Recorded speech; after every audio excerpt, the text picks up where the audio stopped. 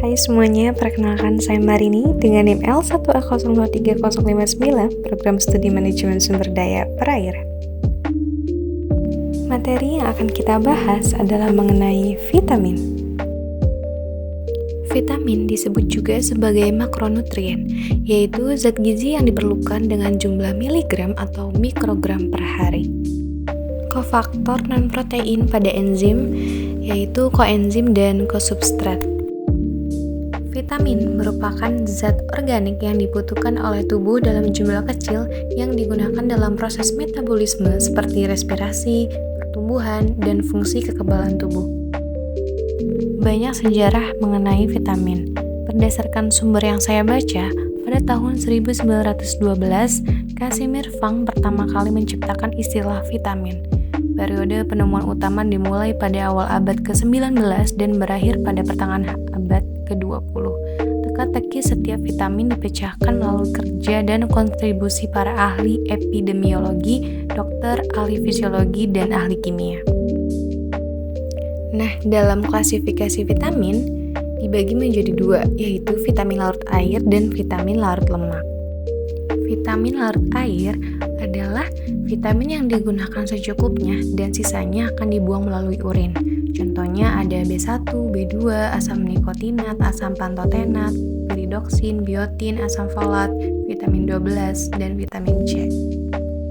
Pada vitamin larut lemak, sebagian besar akan disimpan di dalam tubuh. Contohnya ada vitamin A, D, E, dan vitamin K.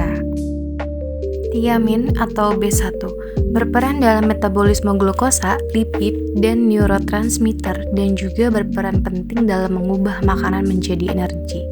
Sumbernya bisa berasal dari biji-bijian, kacang-kacangan, serealia, daging ikan. Dampak dari kekurangan vitamin B1 adalah beriberi dan wortnick. Strukturnya terdiri atas cincin pirimidina dan cincin thiazola yang mengandung sulfur dan nitrogen. Bentuk aktifnya berupa tiamin pirofosfat.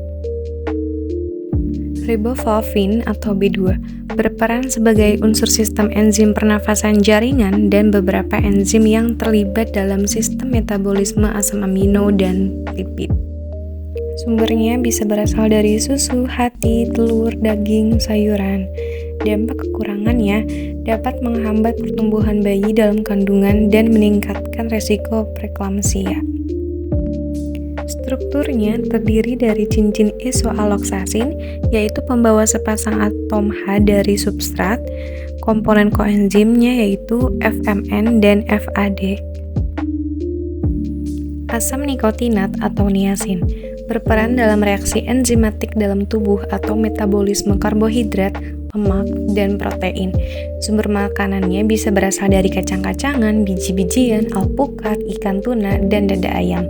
Dampak dari kekurangannya bisa menyebabkan mudah lelah, gangguan pencernaan, dan tidak nafsu makan.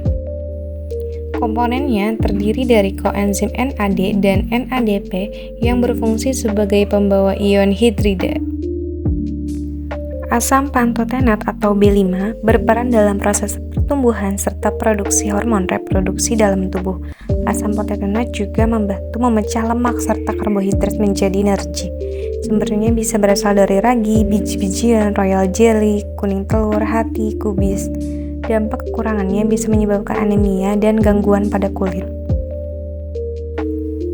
Merupakan komponen koenzim A yang terdapat pada semua jaringan tumbuhan, hewan, dan mikroba. Koenzim A berfungsi sebagai pembawa sementara gugus asil. Piridoksin atau B6 berperan dalam proses metabolisme asam amino yang diperlukan dalam metabolisme protein. Sumbernya bisa berasal dari gandum, hati, kacang panjang, alpukat, dan pisang. Dampak kekurangannya bisa menyebabkan tubuh terasa lemah, sulit tidur.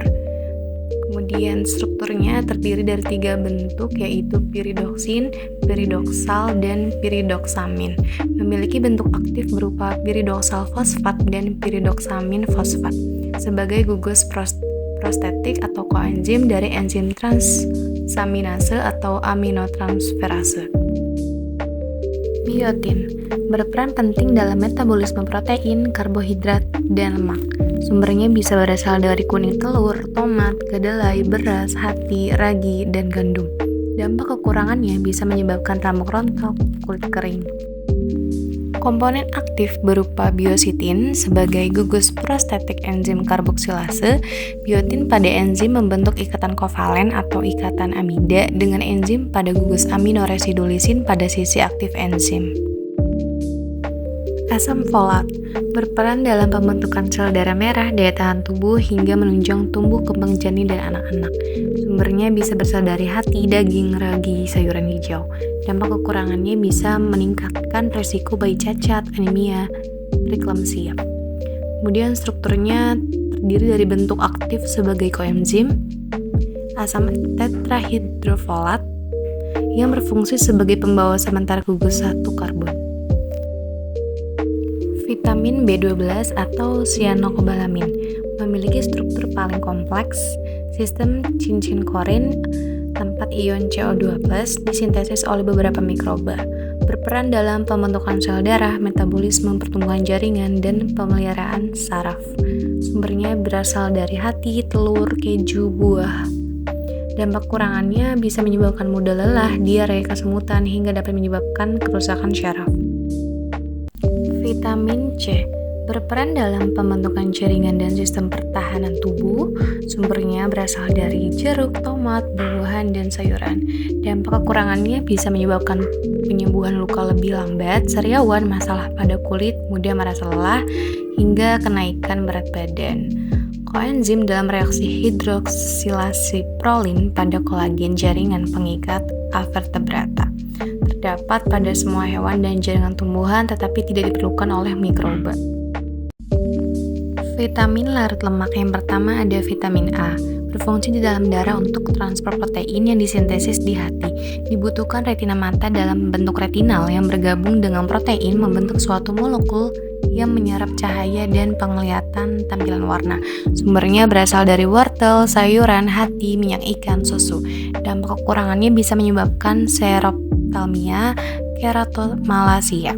Strukturnya alkohol 20C yang tersusun atas unit-unit isopren terdapat dalam dua bentuk A1, hati ikan laut, dan A2, hati ikan air tawar. Vitamin D memiliki nutrisi yang diperlukan untuk membantu penyerapan kalsium dan fosfor di dalam tubuh, berperan dalam menjaga kesehatan tulang dan gigi, serta sistem imunitas. Sumbernya bisa berasal dari sinar matahari, telur, susu, kedelai, minyak ikan, oatmeal.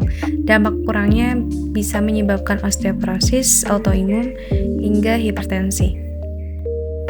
Terdapat dalam dua bentuk, yaitu vitamin D3 dan vitamin D2 yang disintesis secara komersial.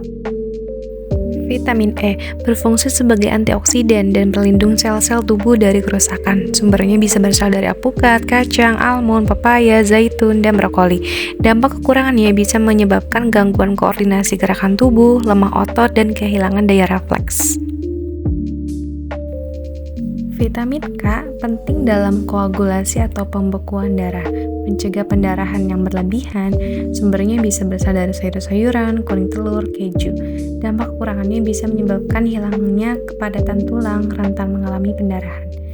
Bentuk utama K1 dan K2 pada tanaman tingkat tinggi. Berikut merupakan kebutuhan vitamin. Bagaimana sih vitamin dalam dunia perikanan? Ini dia. Ikan kaya akan vitamin. Ikan mengandung vitamin A, D, tiamin, riboflavin, dan niacin. Selain karena ikan sebagai sumber vitamin, ikan juga membutuhkan vitamin dalam proses pertumbuhannya. Vitamin sangat penting menjaga kesehatan ikan, membantu dalam proses metabolisme yang diperlukan untuk pertumbuhannya optimal, serta memperkuat sistem kekebalan tubuh.